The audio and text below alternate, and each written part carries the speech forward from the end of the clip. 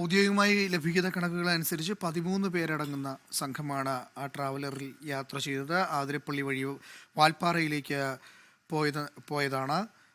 ചേങ്ങോട്ടൂർ സ്വദേശി മുഹമ്മദ് ഫാഹിസ് എന്ന 21-കാരനാണ് ആ വാഹനം ഓടിച്ചത് എന്നതാണ് ഏറ്റവും പ്രധാനപ്പെട്ട കാര്യം. ഈ ആതിരപ്പള്ളി സന്ദർശിച്ച ശേഷം സംഘം മലക്കപ്പാറ വഴി വാൽപ്പാറയിലെത്തി. തുടർന്ന് വാൽപ്പാറയിൽ നിന്ന് പൊള്ളാച്ചിയിലേക്കുള്ള യാത്രക്കിടെയാണ് ഈ അപകടം ഉണ്ടായത്. നമുക്ക് ഇനി അമ്പലപ്പറമ്പ് ഗവൺമെൻറ് ഹൈസ്കൂളിലാണ് ഇപ്പോൾ നിഖിൽ ഉള്ളത്. നിഖിൽ, ഇപ്പോൾ ഷാരിഖ് പറയുകയായിരുന്നു ഏകദേശം ഒരു 4 മണിയോടുകൂടി പോസ്റ്റ്മോർട്ടം നടപടികൾ പൂർത്തിയാകാൻ സാധ്യതയുണ്ട് എന്ന് പറയുന്നുണ്ട്. അങ്ങനെയാണെങ്കിൽ ഒരു 3 മണിക്കൂർ അല്ലെങ്കിൽ 3.5 മണിക്കൂറിനപ്പുറം കേരളത്തിലേക്ക് ഈ പാങ്ങിലേക്ക് ഈ മൃതദേഹങ്ങൾ എത്തിച്ചേരുമെന്ന് ഷാരിഖ് പറയുന്നുണ്ട്.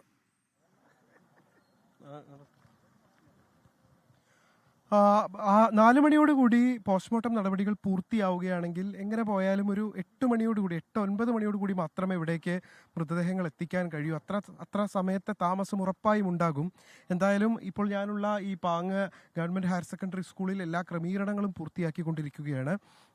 മറ്റ് സൗകര്യങ്ങളെല്ലാം തന്നെ ഏർപ്പാടാക്കി. രാവിലെ ഉറപ്പായും ഒരുപാടധികം ആളുകൾ എത്തിച്ചേരുമെന്ന് തീർച്ചയായും പ്രതീക്ഷിക്കുന്നുണ്ട്. അപ്പോൾ അത്രയും ആളുകളെ ഉൾക്കൊള്ളുന്നതിന് വേണ്ടിയിട്ട് അവർക്ക് മറ്റ് മൃതദേഹങ്ങൾ അവസാനമായി ഒരു നോക്ക് കാണുന്നതിന് വേണ്ടിയിട്ടുള്ള സൗകര്യങ്ങൾ ഒരുക്കിക്കൊണ്ടിരിക്കുകയാണ്. അപ്പോൾ വിദ്യാലയത്തിൽ പോയി വളരെ ദുഃഖകരമായിട്ടുള്ളൊരു സാഹചര്യമാണ്.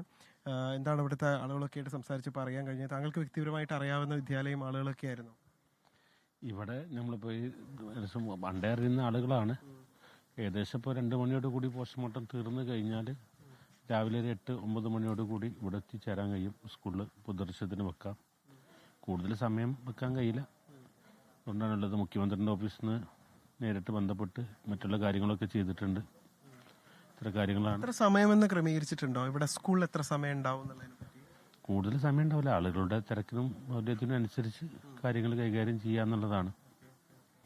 അപ്പോൾ ഇവിടെ ഒരുപാടധികം ആളുകൾ എത്തിച്ചേർന്ന്, പ്രദേശവാസികളായിട്ടുള്ള ആളുകളൊക്കെ എത്തിച്ചേർന്ന് എല്ലാ കൂടുതൽ സൗകര്യങ്ങൾ ഏർപ്പാടാക്കിക്കൊണ്ടിരിക്കുകയാണ്. ജില്ലാ ഭരണകൂടവുമായി ബന്ധപ്പെട്ട ആളുകൾ, ഇവിടുത്തെ പ്രാദേശിക ജനപ്രതിനിധികൾ, അവരെല്ലാവരും തന്നെ ഇപ്പോൾ സംഭവ സ്ഥലത്തുണ്ട്, ഈ സ്കൂളിലുണ്ട്. അവരെ ഇവിടെ എല്ലാ ക്രമീകരണങ്ങളും ഇതിനോടകം തന്നെ ഏർപ്പെടുത്തി കഴിഞ്ഞു. എന്തായാലും നാളെ രാവിലെ ഈ നാട് 10 പേർക്കും വിട നൽകും. ഒരുമിച്ച് ആ യാത്ര പോയ 10 പേരും ഇവിടേക്ക് എത്തുമ്പോൾ അവരെ കാത്തിരിക്കും ഈ നാട്. അവർക്ക് അവസാനമായി ഒരു നോക്ക് അവരെ കാണുന്നതിന് വേണ്ടി, അവരോട് യാത്ര ചൊല്ലുന്നതിന് വേണ്ടി ഇവിടേക്ക് ആളുകൾ എത്തിച്ചേരും. അപ്പോൾ അതിനു വേണ്ടിയിട്ടുള്ള ക്രമീകരണങ്ങളാണ് ഇപ്പോൾ ഏർപ്പെടുത്തിക്കൊണ്ടിരിക്കുന്നത്. ഞാൻ നേരത്തെ പറഞ്ഞതുപോലെ തന്നെ പോസ്റ്റ്മോർട്ടം നടപടികൾ ഇതിനോടകം തന്നെ ആരംഭിച്ചിട്ടുണ്ട്. ഇനി അല്പസമയത്തിനകം അത് പൂർത്തിയാകും. ഏതാണ്ട് ഒരു 4 മണിയോട് കൂടിയൊക്കെ പോസ്റ്റ്മോർട്ടം നടപടികൾ പൂർത്തിയാവുകയാണെങ്കിൽ എന്തായാലും ഒരു 5 മണിക്കൂർ സമയം ഇവിടേക്ക് യാത്രയുണ്ട്, ഓൺ ദ റോഡ് യാത്രയുണ്ട്. തമിഴ്നാട് സർക്കാരിൻ്റെ ആംബുലൻസുകൾ അവിടെ സജ്ജമായി നിൽപ്പുണ്ട്. മറ്റ് നടപടികൾ കൂടി പൂർത്തിയാക്കിയ 10 പേരുടെയും മൃതദേഹങ്ങൾ ഈ ജന്മനാട്ടിലേക്ക് എത്തിച്ചേരും. എന്തായാലും വൈകുന്നേരം ഏതാണ്ട് 6:30 മണിയോട് കൂടിയാണ് ഈ നാട്ടിലേക്ക് ആ ദുഃഖ വാർത്ത എത്തുന്നത്. അപ്പോൾ മുതൽ ഈ നാട് പ്രാർത്ഥനയിലായിരുന്നു. തങ്ങൾ കേട്ടതൊന്നും ശരിയായിരിക്കല്ലേ എന്നുള്ളൊരു പ്രാർത്ഥനയിലായിരുന്നു ആ നാട്. പക്ഷേ ആ യാഥാർത്ഥ്യം അവരിപ്പോൾ പതുക്കെ ഉൾക്കൊള്ളുകയാണ്. ആ നാട് 10 പേരും, തങ്ങൾക്ക് പ്രിയപ്പെട്ട അധ്യാപകരും കുട്ടികളും ഒക്കെ അടങ്ങുന്ന 10 പേരുടെയും ജീവൻ നഷ്ടമായിരിക്കുന്നു. ആ 10 പേരുടെയും മൃതദേഹങ്ങൾ നാളെ രാവിലെ ഈ ജന്മനാട്ടിലേക്ക് എത്തിക്കും. അതിനു വേണ്ടിയിട്ടുള്ള ക്രമീകരണങ്ങളാണ് ഇപ്പോൾ അന്തിമമായി ഞാനിപ്പോൾ ഉള്ള പാങ്ങ് ഗവൺമെൻറ് ഹയർ സെക്കൻഡറി സ്കൂളിൽ ഒരുക്കിക്കൊണ്ടിരിക്കുന്നത്.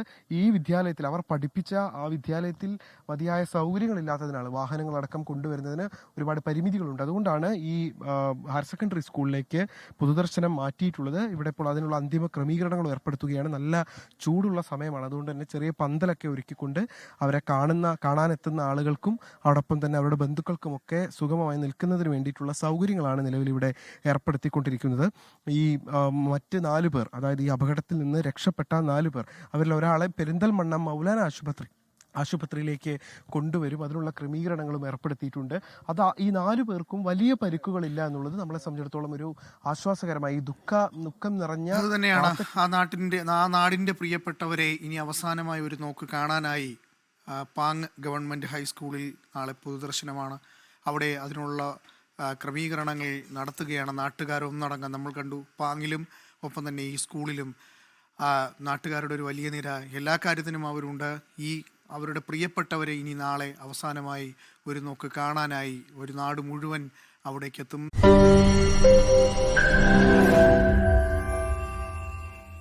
ലോകത്തെവിടെയായാലും ഏത് സമയത്തും 24 വാർത്തകളും ഓഗ്മെന്റഡ് റിയാലിറ്റി പാക്കേജുകളും എക്സ്പ്ലെയിനറുകളും വിശദമായി കാണാൻ ഞങ്ങളുടെ യൂട്യൂബ് ചാനൽ നിങ്ങൾക്ക് സബ്സ്ക്രൈബ് ചെയ്യാം.